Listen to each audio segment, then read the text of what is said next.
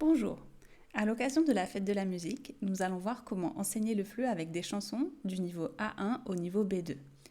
Nous commencerons par voir quelques idées d'activités et ensuite nous verrons quelques chansons utiles pour chaque niveau. Tout d'abord, comment utiliser les chansons françaises en classe? La première possibilité, c'est d'utiliser les chansons simplement pour le plaisir ou la découverte culturelle. Vous pouvez créer une petite routine en début ou en fin de cours en mettant une chanson ou un extrait de chanson. Ça peut permettre de créer une bonne ambiance et de faire aimer le français à vos apprenants.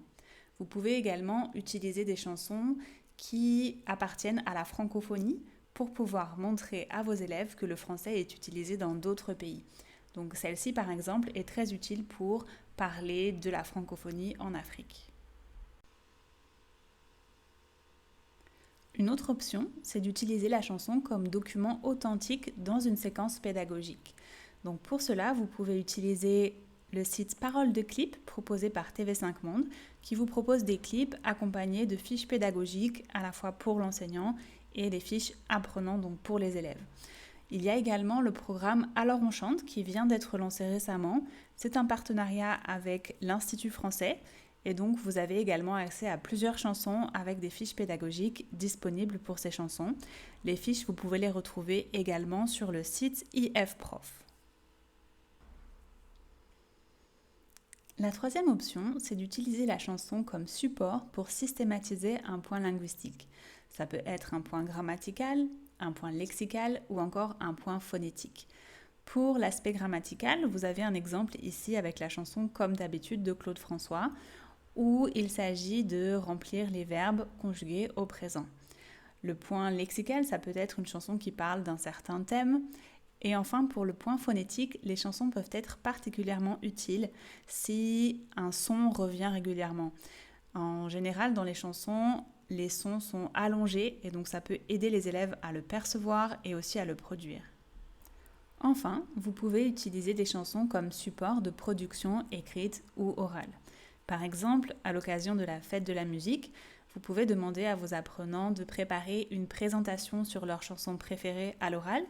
Ils peuvent faire écouter la chanson à la classe et ensuite les apprenants créent une playlist collective.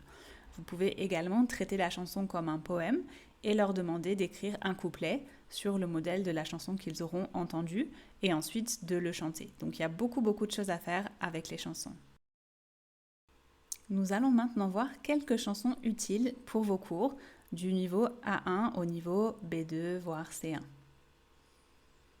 Donc pour le niveau A1, ça peut être difficile de trouver des chansons adaptées.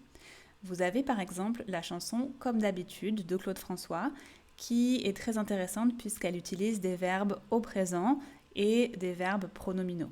Elle a été reprise il y a quelques années par Matt Pokora, ce qui permet de l'aborder de façon beaucoup plus moderne et plus intéressante pour vos élèves.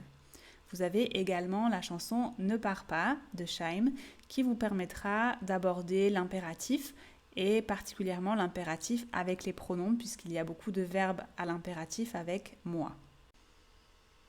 Pour le niveau A2, vous avez la chanson Je te promets de Zao qui est intéressante pour aborder le subjonctif introduit par les verbes comme aimer, vouloir.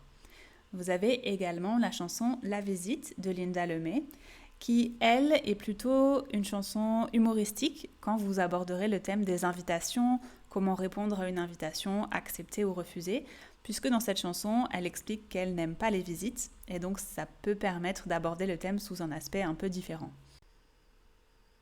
Au niveau B1, vous avez la chanson Un monde meilleur de Kinvey, qui permet d'aborder le conditionnel et qui est très intéressante pour traiter de ce sujet. Par exemple, vous pouvez demander à vos apprenants comment ils imagineraient un monde meilleur et de travailler justement sur ce thème. Vous avez également plusieurs chansons qui permettent d'utiliser les structures de l'hypothèse avec si, par exemple Mourir demain de Natacha Saint-Pierre, Si j'étais un homme de Diane Tell et Hiro de Soprano. Donc ça vous permet justement de pratiquer les structures et ensuite de poser des questions à vos apprenants. Donc par exemple, qu'est-ce qu'ils feraient s'ils devaient mourir demain? Qu'est-ce qu'ils feraient s'ils étaient un homme ou une femme en fonction? Et quel pouvoir ils aimeraient avoir si c'était possible. Au niveau B2 et C1, vous n'allez pas forcément traiter les chansons pour leur côté grammatical, lexical ou phonétique, mais plutôt pour les thèmes qu'elles abordent et les questions qu'elles suscitent. Donc, par exemple, vous pouvez utiliser la chanson Tout va bien d'Orelsan, qui est une chanson qui parle de thèmes très durs, mais de façon très atténuée pour l'expliquer à un enfant. Donc ça, c'est original et vous pouvez l'utiliser justement avec des publics adultes pour travailler justement ces thèmes assez difficiles comme les violences conjugales, la guerre ou les sans-abri. Vous avez également la chanson Balance ton quoi de Angèle qui est très très connue et donc là qui permet de dénoncer le sexisme quotidien vécu par les femmes. Vous avez aussi la chanson Les maudits français de Linda Lemay qui, elle, traite d'un thème beaucoup plus léger qui est plutôt les stéréotypes qu'on peut avoir sur une culture, donc les stéréotypes que les Français ont des Québécois, les Québécois des Français et finalement les relations qui existent entre les deux. Et vous avez également plusieurs chansons de grands corps malades que vous pouvez utiliser à ces niveaux qui sont très intéressantes. Donc là, je vous ai proposé celle-ci qui est Je viens de là et qui traite des banlieues, de la façon dont elles sont représentées dans les médias et de la façon dont chacun construit en fait sa France ou sa représentation de la France.